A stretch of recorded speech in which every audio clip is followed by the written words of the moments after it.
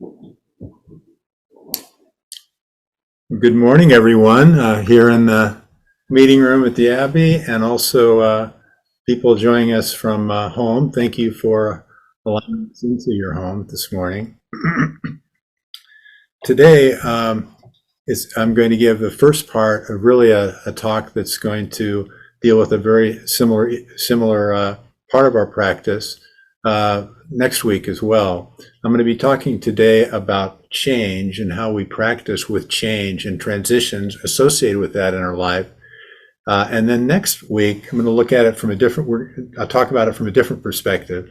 And that is, instead of that, hey, there's this change and challenges that presents for all of us and how we deal with it, it's going to be with our practice, and instead talk about how does our practicing over time change what we are and who we are. Okay, so a little bit different emphasis next week than this week, but hopefully both things that you'll find pretty relevant in your life.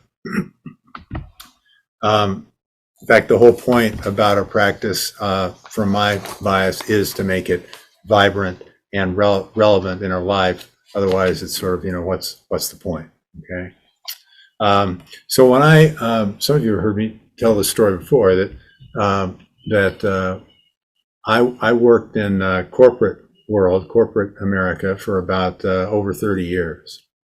And when I first started working for the particular organization that I worked for, I was onboarded, and the message that I got loud and clear was that this company is all about change, constant change.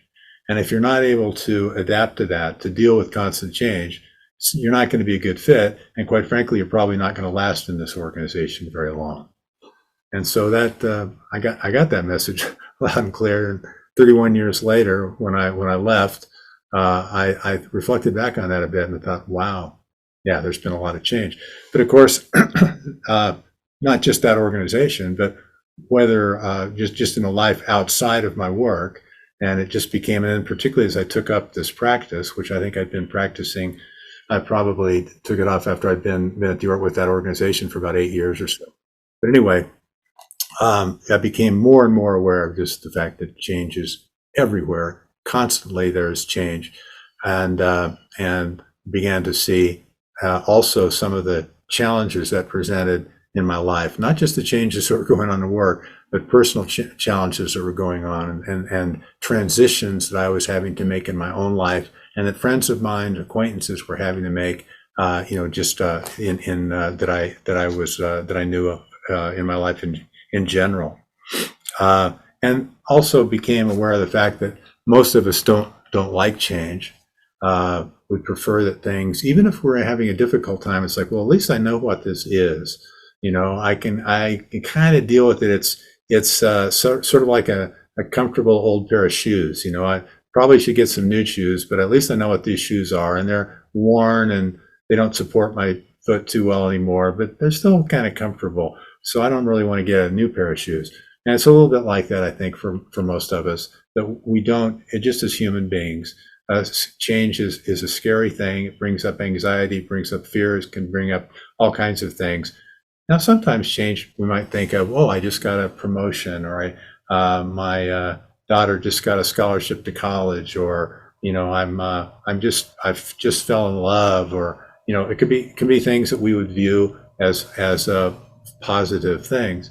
But even those positive things over time tend to sort of not necessarily be so positive. And I'm not going to go into it today, but I think most of all of us are very familiar with the story about the Chinese farmer, and he has these different things come up in his life, and the neighbor thinks they're good or bad, and compliments him and say, well, that's gonna, your son broke his leg, and that's sad, or whatever. And then the Chinese farmer says, well, we'll see. And then, of course, later the son doesn't have to go be conscripted into the army because he had a broken leg, and that sort of thing.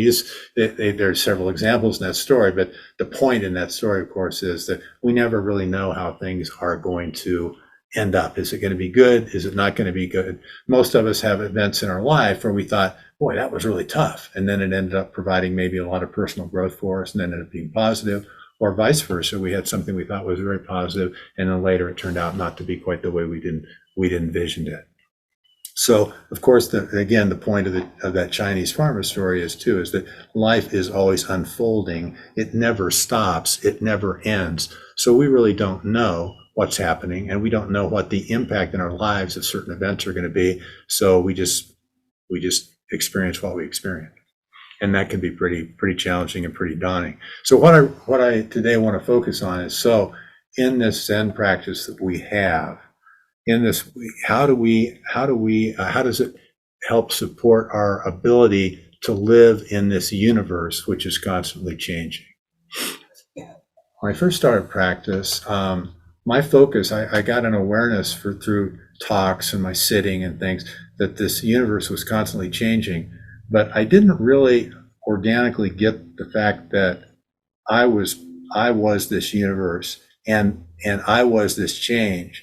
I thought that I was somehow, kind of separate, maybe like this coffee mug here, separate from everything else that was going on. And so I could observe the change. And in my meditation practice, I became more aware of change and the flux and the constant change that was going on all around me. But I didn't always have that kind of viscerally to where it was like, ooh, I am this change. I'm not separate from this change. It was more, here I was, and then there was this change going on, and I was getting some tools in Zen that would help me deal with this change, even though I was uncomfortable with it. I was kind of at that spot, and that's nothing wrong with that. It's just where I was.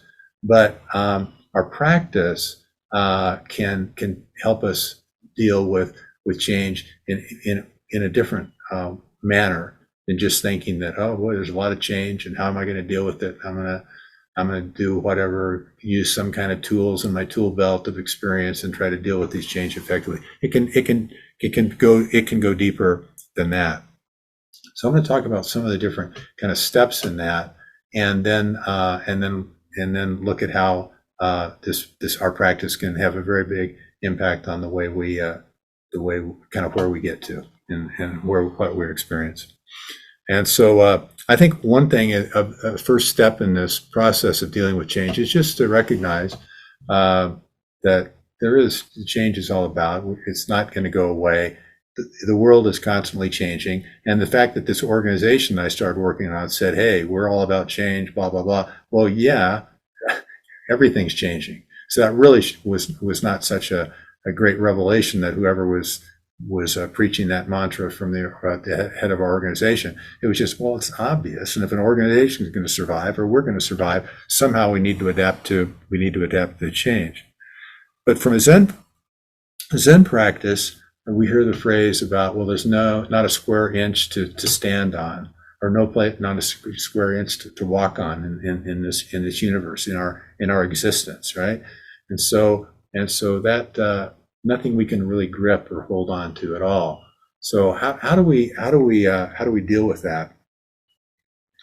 And Zen practice is people come to practice for a lot of reasons, but one thing about Zen practice, kind of a heart of Zen practice, is to be able to see things more clearly.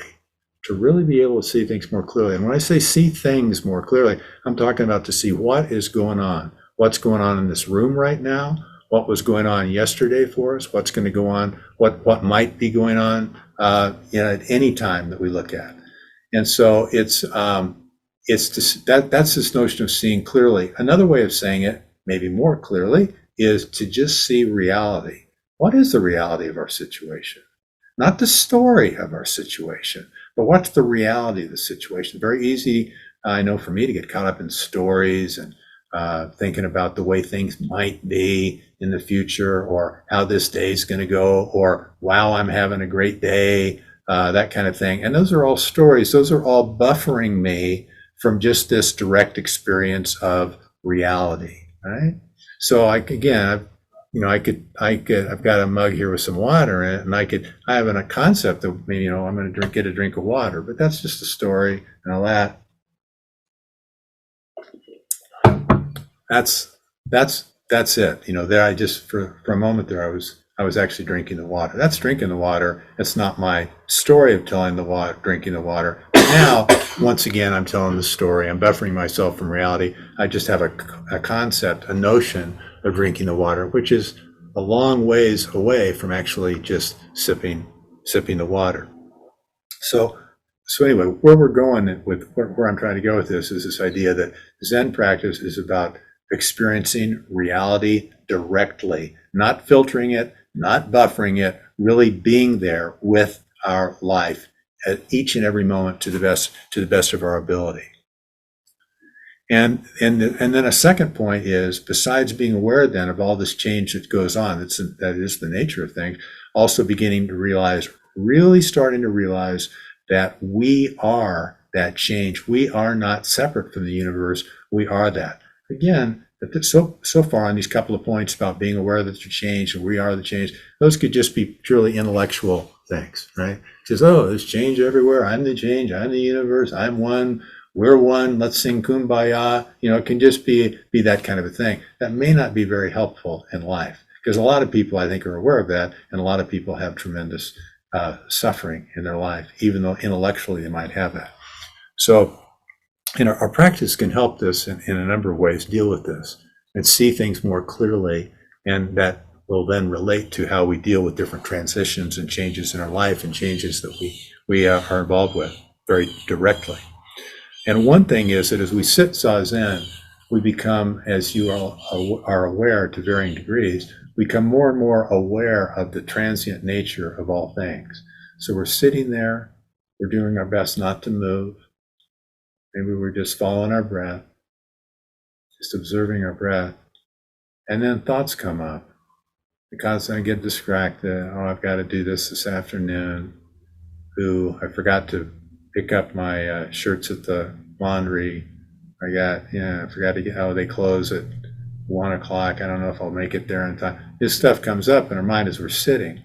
And then we can just observe that, and then it goes away. Maybe have a period where we're not so barraged with thoughts, but then another thought comes up. It persists for a while, and then it fades away. So it's just this arising and then experiencing for a while and then fading away. And that just goes on over and over and over again.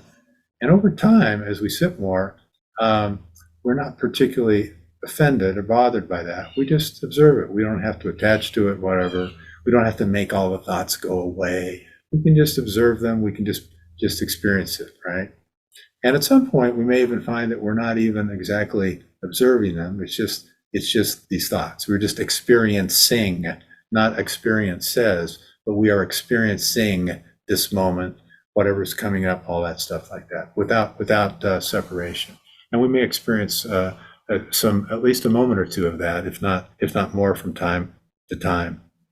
And as we do that, we're getting to manifest the fact that we're really not separate from this ever-changing universe. We'll get some glimpses of that. And we'll feel less need, perhaps, to create separation, to deal with difficult circumstances. So I know in my life, when I've had really difficult things that I had to deal with, I would like to escape. And the way I escaped, I was never into drugs or something. That wasn't my thing. But what I did do, a type of drug, I suppose, is I ran a lot. I like to do different physical things. I got really into climbing. I got into a variety of sports and different things.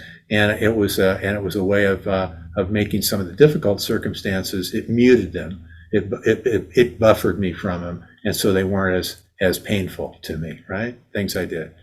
And so again, nothing wrong with that, but it's not really what I wanted to be doing so much when I got into this practice, where I wanted to deal and experience more directly life as it was, rather than me feeling, "Ooh, this is a little tough. I had a bad day at work. I better go out and run a bunch," and then I'll some endorphins will kick in, or it'll distract me, and then I'll come back to it at once. Nothing wrong with that. It can be healthy in a way. But at least I can be aware that that's what I'm doing or whatever. And I may or may not feel the need to do that so much as I practice more. Maybe I can go ahead and just drop in to whatever I'm feeling in my body around this difficult circumstance that I'm in. Okay. So I just got laid off from work, rather than tell a really long-winded story about what that impact is going to be on my life, I could just sink in viscerally in my body, in my bone marrow, to what that feels like. And can I be with that? Well, in our Zen practice, and we get a chance to do a lot of practicing with that. And on the cushion, different things may come up, thoughts like I was mentioning, and they arise and hang out, they stay for a while, and then they fade away. But also some other things may happen on the cushion. And anyone that's sat for a while will have experience where they can have emotional stuff come up. There can be anxiety that comes up. There can be depression that comes up. There can be physical pain that comes up. So what do we do there? Roshi uses the example about sesshins can be like, and zazen can be like, a snake in a bamboo rod, right? When you put the snake in a bamboo rod and they're moving about like that, they find out what their real shape is. They find out who they really are. Well, in our life, when I was going off and running all the time, when I'd get scared or anxious or whatever, I wanted to make it go away. I wasn't really getting I was muting, buffering myself from the real experience of angst that I had. And I dealt with anxiety throughout my life. And so that was a way I wanted to have a way to make that go away. Yeah, I'm not saying it's wrong. It's just what I did. But as we practice more, we become more and more able to sit with things, both literally sit on the cushion and metaphorically off the cushion with stuff that comes up and jolts us. So these as change is happening, it's creating, among other things, transitions that we need that are being manifested in our life. So how do I deal with that? Like I say, it could be a physical issue of illness. It could be all kinds of things, changes in our life, like I mentioned, around job, around family, death in the family, own health, sadness, all kinds of things that it might be. And one of the things that I experienced in my early sitting, and still experience it, was physical pain. Okay, physical pain. And there's no way in life we're going to go through our life without experiencing some physical pain. That's not possible, as far as I know. Certainly never met anybody that didn't have some physical pain. And when I first started sitting, and again, going back to the idea of Zazen being a teacher for us to help us deal with changes in our life and dealing with discomfort and dealing with transitions that we may not feel very good about, might be really challenging for us. When I experienced some very significant pain in my hips and at times my knees, but particularly my hips. And it would be painful enough that at times I'd sweat. Okay. And so, like that snake in the cage, in the bamboo rod, I was confined. I was okay. I got to trying to be a good Zen student here. I'm in sesshin. I'm trying to be completely still. I'm not supposed to move, even to scratch my nose. I'm trying to do the best not to do those things. And now I've got this pain, and dang, I want to move. And when's that lunch break bell gonna ring? Because I'm ready, right? And so, and sometimes I'd fidget a little bit. But I even found that fidgeting made it even worse. Like if I had pain in my hip and I tried to just subtly, oh, no one's gonna see us, I'll just, ooh. Then that for whatever reason in my body, that made the pain even worse. It was like I thought there was an escape, and once I thought there was an escape, then I was really screwed. It was really going to be painful. But anyway, over time, right, and I'm sure many of you have experienced this, I did stay with it as best I could, and tried not to move, and tried to just experience it, to open up to it. One of our bodhisattva vows. This idea of creations are numberless, I vow to receive them, right? These numberless creations. Well, one of the creations was this pain in my hip, right? Or knees. And so it's just sitting with it, not pushing it away.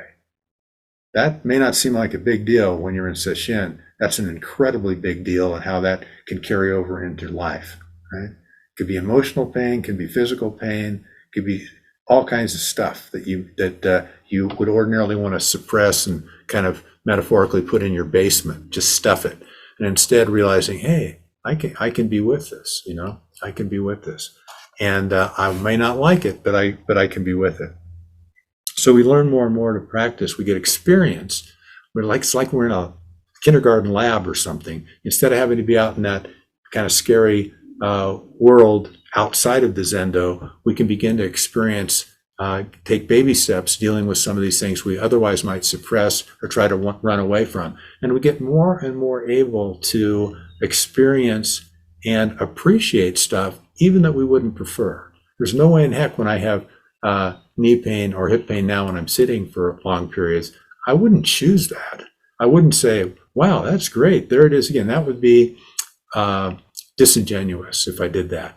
But over the years, it's been very, very helpful because of the fact that I have pain in my life, emotional and otherwise, that I deal with. And I know that, you develop some ability to just be with it.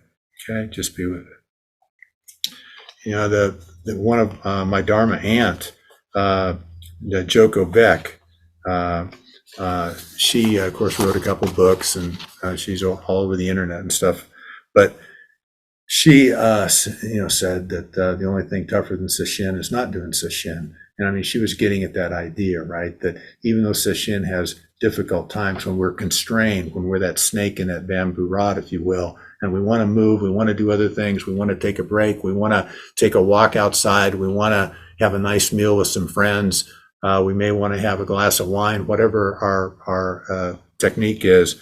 But when you're in sesshin, sorry, can't do that. So you're kind of more stuck like the snake is, feeling, ooh, this is my shape that I can feel in this bamboo rod. Wasn't expecting that. And you get to see more and more things that we do to try to escape and also develop our ability to be able to just experience. Another way of looking at this would be if we thought about all the different ways that we could be challenged with a transition in our life, okay, that could just come up for us. For example, and these are hypotheticals, but they're also very real in many people's lives from time to time. And one would be, I was just diagnosed, you say, with a really serious illness. Might even be terminal. Okay, I just had experienced the loss of my daughter. My husband or my spouse just left me. Okay. I'm experiencing incredibly deep depression. I don't want to get out of bed. In fact, I can't get out of bed. And quite frankly, I don't want to take my next breath. It's that dark. It's that painful, right? So certainly all of these things I wouldn't want anybody to experience at all, to any those horrible, challenging events in life or transitions in life. But in our practice, we may be able to, over time, be able to accept some of those things. Not necessarily all those things; those are pretty extreme. But we might get to a point where, as Joko says, we can be okay. We can be okay with it. Doesn't mean we're embracing it. It doesn't mean it's wonderful. Doesn't mean we'd prefer it. Hell, I don't even prefer having a little knee pain in the sesshin. But we can accept it. We can become okay with it. And our practice can help us be more okay with more things, because guess what? Those things that we may or may not be okay with are still reality. Okay? They're not just going to go away because we don't like them. And from other aspects of our practice, we begin to see that we are the universe. It's not just that the universe is out there and this change is out there. We are it. So how goofy to think that we can make that all go away. It's ridiculous. It's foolish, and yet it takes a lot of energy. And like the example of me talking about my knee, where I try to wiggle a little bit where my hip or knee wouldn't hurt so much, actually makes it worse a lot of times. And I've heard any number of people say that, like, the last sesshin, the last sitting period, sometimes in the sesshin, can be the most difficult for them, because they're starting to think about the fact that, oh, I'll be leaving here, I'm going to take a break, I'm going to go walk my dog, whatever it is I'm going to do. And they're so looking forward to it, it actually kind of makes time feel very protracted and stretched out, and we may experience more discomfort. So anyway, with change in our life, not so much about making the pain go away, but rather than trying to push it away, we can just experience it. And pain is going to be unavoidable in life, as far as I know. If anybody knows how it can be avoided, let me know. But I think it's unavoidable. But the suffering of trying to push it away, to try to avoid it, to try to, woe is me, I'm experiencing this kind of discomfort or emotional pain or whatever it might be, torment that nobody else has experienced, that's suffering. And our practice certainly can help us with that. I'm going to give you a couple examples here. One is, maybe some of you read this book. The book was, I think it was a bestseller quite a number of years ago now, called Between a Rock and a Hard Place. And it was written by Aaron Ralston, who was an adventurer. And he wrote the book, no ghostwriter. I thought it was a beautifully written book. And he's a gentleman you may remember about in the news, that he was doing some exploring in Utah in this place called the Maze in Canyonlands National Park. And he was exploring a slot canyon, this very narrow canyon. And while he was in this canyon, a boulder moved and it trapped him in this canyon. He couldn't move, right? And so he messed with it a little bit, thought he could maybe get out of it, couldn't. Well, he ended up being in this slot canyon. He ended up being trapped in this darkness of this slot canyon. Occasionally, some light could come down, but it was a pretty dark environment, and trapped by this boulder that had him wedged in there for 5 days. 5 days he couldn't move. Okay, 5 days he had nothing really to eat, and very little to drink. Eventually, he was drinking his own urine. Okay, so pretty tough circumstance. So during that, he thought about ending his life because he wasn't able to get out of the situation. He thought maybe he would cut off his arm to get out of it, and he had a real cheapy little knife that he'd gotten on sale or something, and so his knife was not sharp enough to go through his bone in his arm, right? Couldn't cut through it. So he was really suffering big time, and he started having hallucinations and dreamlike states. And he thought, I just have to bleep and kill myself. I can't put up with this anymore. But as he was beginning to have that thought, he had this epiphany, and the epiphany was, instead of resisting it like he was doing and having these horrible nightmares and woe is me and how incredibly difficult, and can't even imagine being in that circumstance for 5 days, he began to accept it.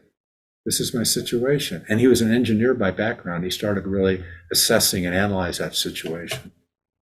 And when he did that, he decided, you know what? I'm actually going to stay with this till the bitter end. Okay, I'm going to die.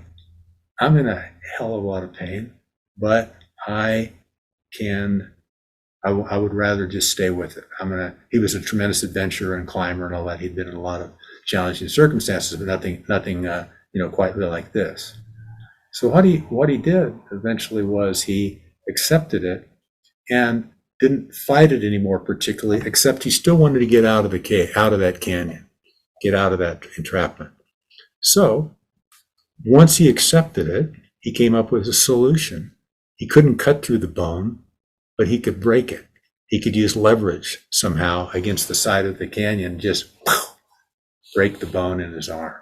And when he did that, even his cheapy little knife could cut through the gap in the bone, and he still had to cut through the nerve, which he said was incredibly painful. Can't even imagine. But he did it, right? And he gets out of here. And anyway, to not belabor that story anymore, he eventually gets out of the canyon.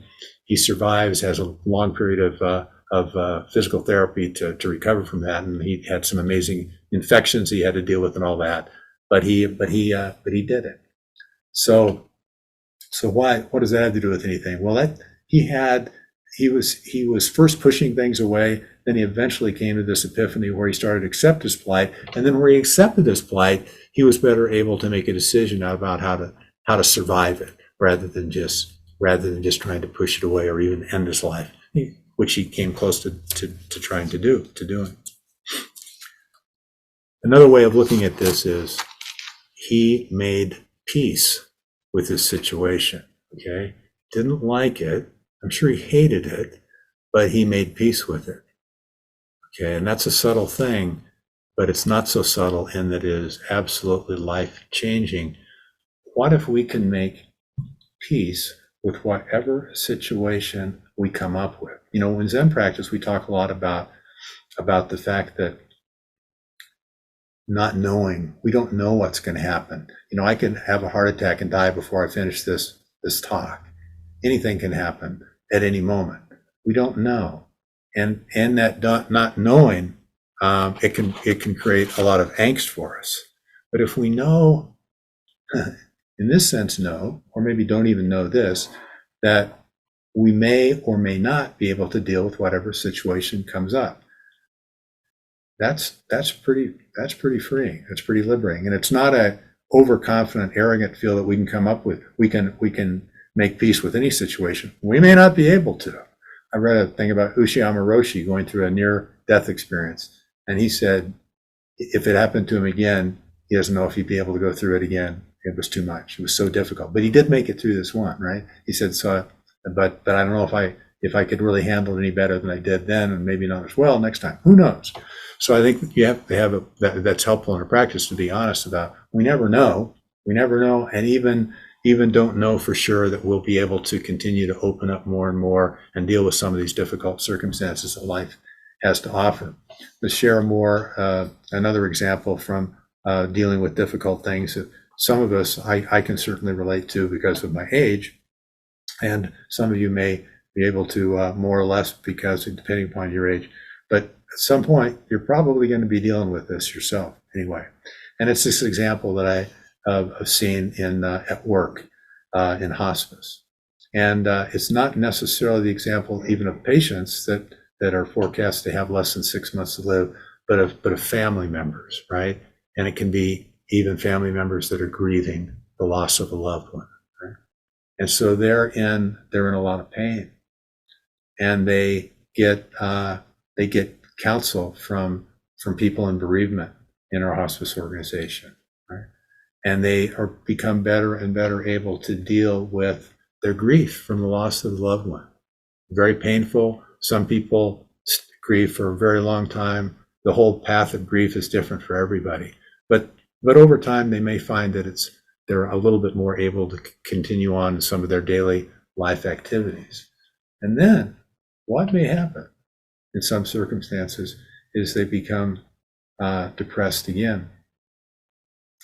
And part of it is that they've lost their spouse or their significant other in their life, or a child that died. It could be any of those things.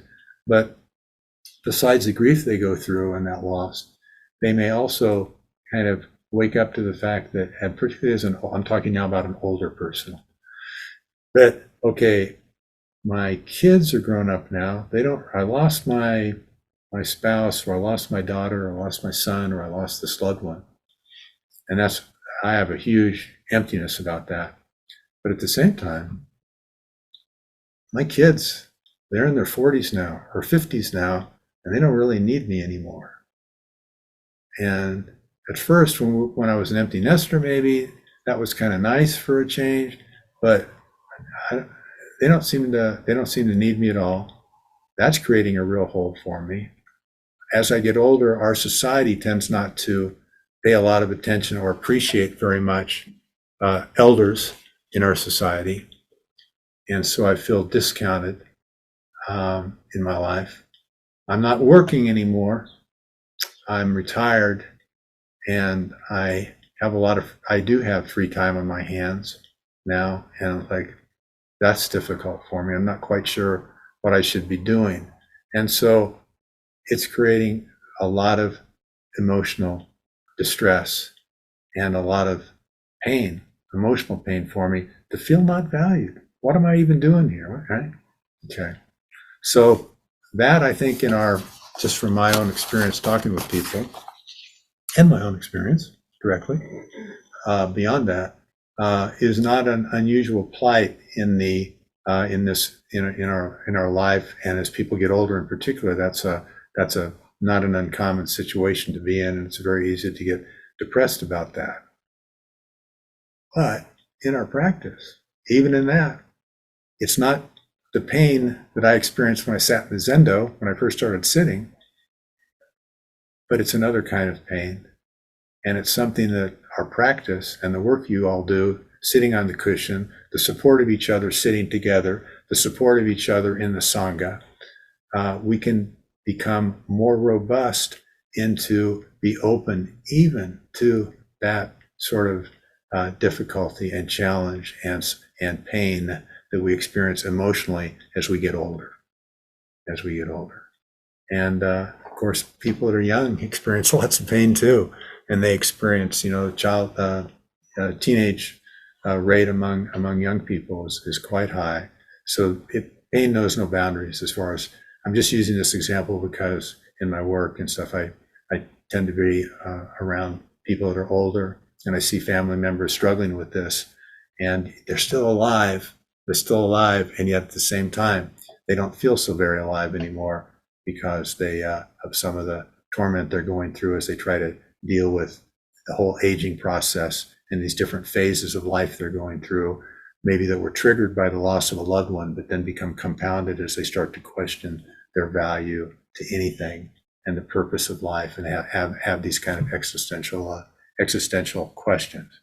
But again, our practice that we're doing and that we support each other on it's not Pollyannish at all. It's accepting.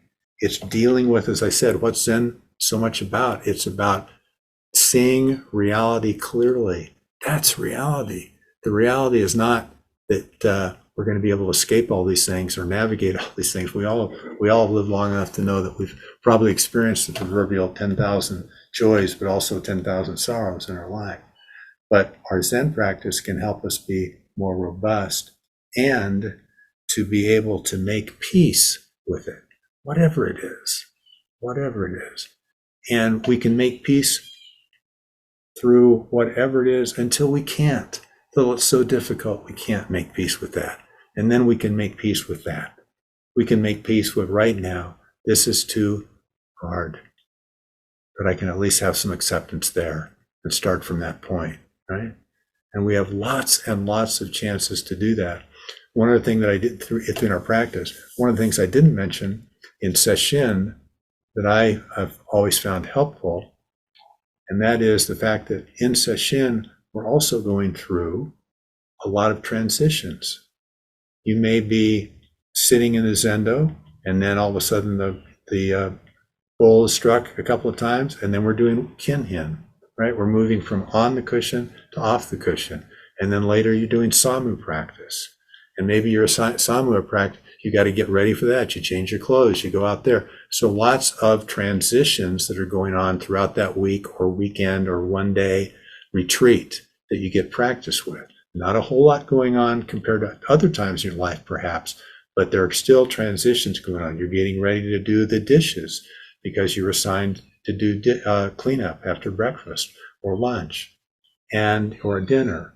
And again, you're getting you're about through with Samu, so now you got to get cleaned up and go and get ready for the lunch meal or whatever. So we get experience with these transitions. We're a little bit late to show up for Zazen at that particular period. So we rush a little bit, put our rakusu on our head, say the Bodhisattva vows, and then kind of hurriedly take our seat. So lots of times to deal with transitions in Sesshin and in our practice. And I think another thing that happens in our practice in doing relatively simple transitions, most would say, like we do in Sesshin, we become more aware of the continual change, the continual transitions we do all the time, whether it's I'm moving to pick up my water mug, whether I'm closing a folder. There's always transitions that are going on all the time. And they don't have to be these very, very, what we would consider major transitions of life to learn from these more kindergarten versions of transitions to prepare us for other transitions in our life later on. if we can begin to be aware, first of all, just of lifting the cup up and setting it back down. And if we can become aware of the transition of, I really don't want to go do Samu today, and yet it's on the schedule. Okay, I'm going to transition to Samu and just experience that. Gee, I'm feeling kind of sleepy. I don't want to get up at 5 o'clock in the morning for sitting in this sesshin. Okay, it's another transition. I need to get ready to go sit anyway. And some of these kind of like kindergarten or baby step transitions that we get practice with in our practice, and that we can open up to, and we may not prefer them, but we can make peace with them. We can open up to them. And I think they all can be quite, I've found in my practice, can be quite helpful. Week before last, I got an email about a particular one of our patients. And the email said that Jane Doe here was it was about to start transitioning, and transitioning is a term that's used in hospice a lot, kind of a clinical term supposedly, but it has to do with this idea of a person that's near the end of their life dipping their toe in the water, if you will, on what the other side might be like, or what life, whatever happens after we die, might be like. They're transitioning, so they're still alive, but it's like they're kind of beginning to transition into this other state, whatever that might be, after life as we know it comes to an end. And I thought it was interesting because the way it was, this particular email was worded, it was that they said, but I'm not sure if they're transitioning yet. Not sure if they're transitioning yet. They may be, so let's keep an eye on them. Because in hospice, when a person's transitioning, they have more and more visits from people, more and more attention to comfort them. And so I was thinking about that. I get what they're saying, of course, and glad they put out the note. But at the same time, this notion of maybe transitioning, yeah, I guarantee you they're transitioning.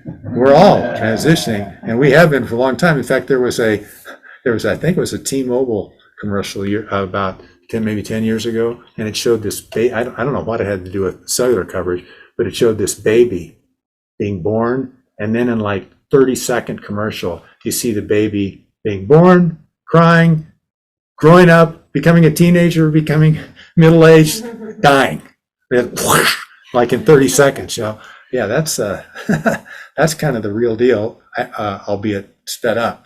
So anyway, that whole transition thing is kind of interesting, and even that notion in hospice too about, well, you got 6 months to live. Well, nobody knows really how long anybody's going to live, and nobody knows what the transition exactly is or all that. And it's so anyway, I think one thing I have seen though with people too, that as they're going through a lot of changes, and I bet you've experienced this with either family members or loved ones or other people in your life, that some people seem to be able to go through this really not only just making peace with it as best they can with whatever comes up, but really living a life of grace, regardless of what the situation is.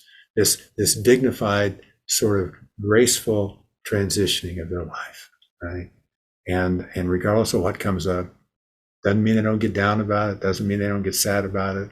Doesn't mean they don't maybe get very happy at times, down about things, just whatever. But they seem to be able to take all this on and do it in a manner with just kind of sublime grace. And I've certainly known people like that. And I think that, that people that I know that have had really long and practices and really, really work at it to the best they can each and every day, and get the support of the Sangha like we have, and have wonderful teachers like the Roshis. It can be very, very significant in our life, and really be transformative. So, as Roshi always says, we keep going as best we can. We keep trudging along through all the different things that life has to offer, and when we start to be able to accept more and more, it is quite the ride. Thank you.